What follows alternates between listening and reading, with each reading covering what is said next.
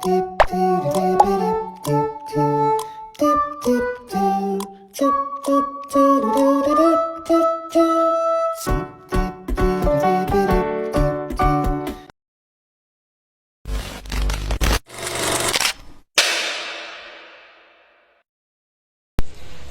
warahmatullahi wabarakatuh. Saya Novia Nurfadilah dari Prodi Ilmu Al-Quran dan Tafsir semester 2. Di sini saya akan membahas mengenai usul fikih yang diambil oleh Pak Fuad Ainul Yakin yang bertema sumber hukum Islam, Al-Quran, hadis, ijma, dan qiyas.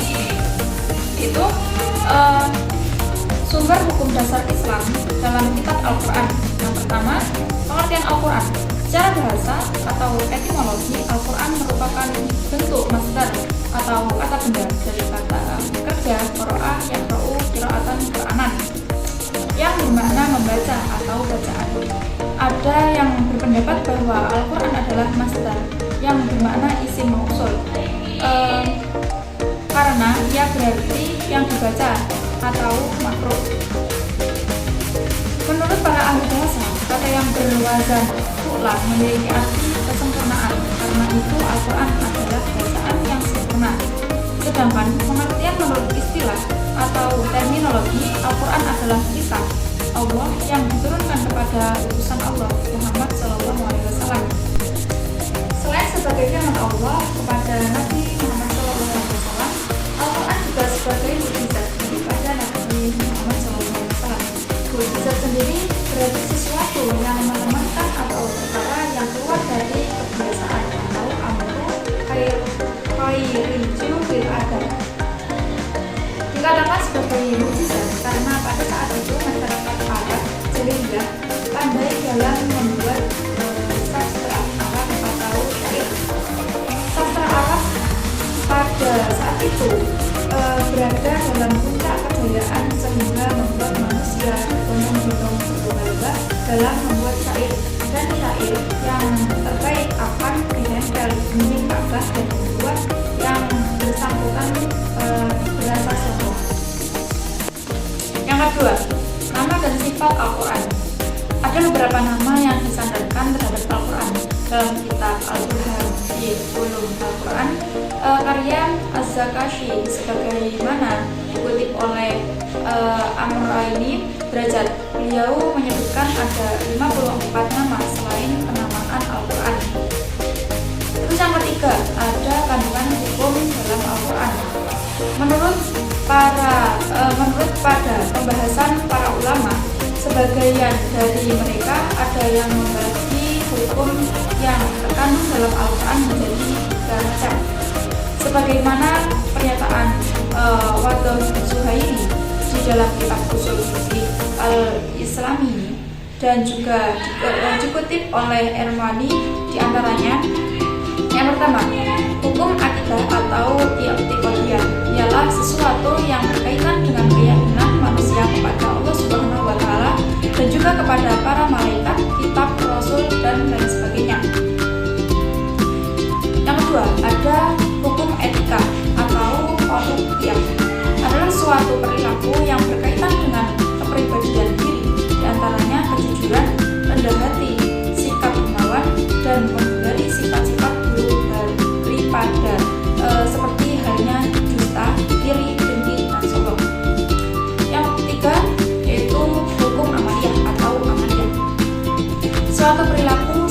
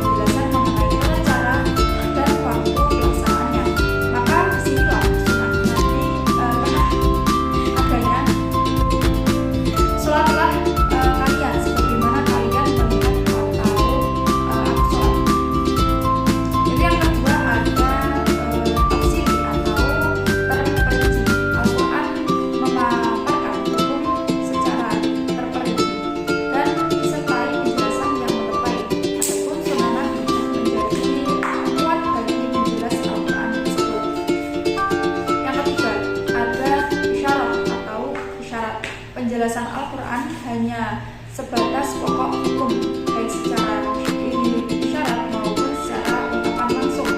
Adapun sunnah Nabi memberikan penjelasan hukum yang terkandung dalam pokok perihal tersebut secara rinci. Itu selanjutnya ada sumber hukum Islam pada hadis. Yang pertama ada pengertian hadis. Secara etimologi hadis berasal dari kata hadis, artinya al-jadid atau sesuatu yang baru atau khobar. Maksudnya jadid adalah lawan dari al-qadim atau lama. Seakan-akan dimaksud untuk membedakan Al-Quran yang bersifat qadim. Sedangkan khobar maksudnya berita atau ungkapan.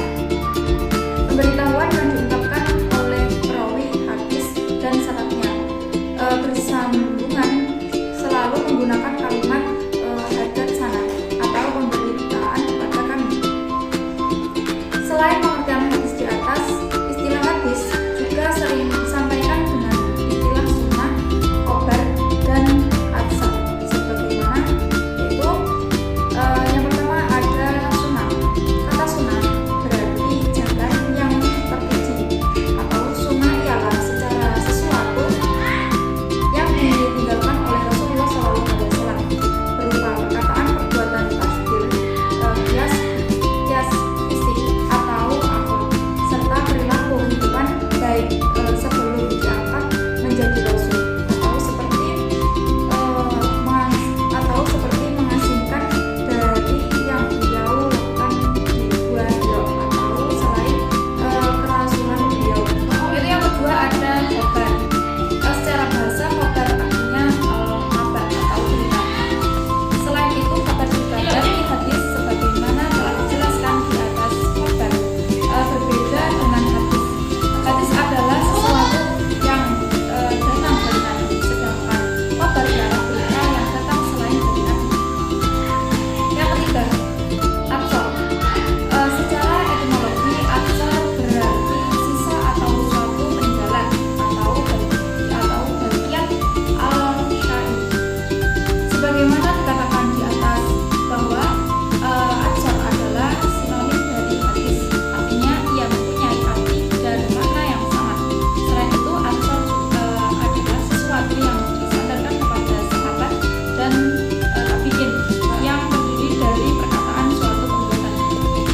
Adapun macam-macam dari hukum yang terkandung dalam Al-Quran yang sekaligus dilengkapi penjelasan dalam hadis itu ada 5. Itu yang pertama wajib. Perbuatan jika dikerjakan mendapat berpahala, dan jika ditinggalkan dosa. Contohnya sholat, puasa, haji bagi yang mampu, dan lain-lain. Yang kedua sunat. Perbuatan jika dikerjakan berpahala, dan jika tidak dikerjakan tidak berdosa. Contohnya membaca sholawat, sedekah, dan lain sebagainya. Yang ketiga haram. Perbuatan jika dikerjakan dosa, dan jika ditinggalkan berpahala atau kebaikan dari wajib. Contohnya zina, mabuk, mencuri, dan lain sebagainya. Yang keempat makruh. Makruh itu perbuatan jika ditinggalkan lebih utama daripada dikerjakan. Contohnya merokok, berumur di siang hari saat puasa. Yang kelima mubah. Perbuatan yang diperbolehkan oleh agama antara mengerjakan atau meninggalkannya. Contohnya olahraga, berdagang, dan lain sebagainya. Terusnya yaitu ada ijma atau konsensus ulama. Yang pertama pengertian ijma. Ijma artinya kebulatan tekad untuk sesuatu masalah atau perjanjian tentangnya. Istilah ini memiliki 2 makna secara etimologis. Keadaan hati untuk melakukan sesuatu atau membuat keputusan untuk melakukan sesuatu. Menurut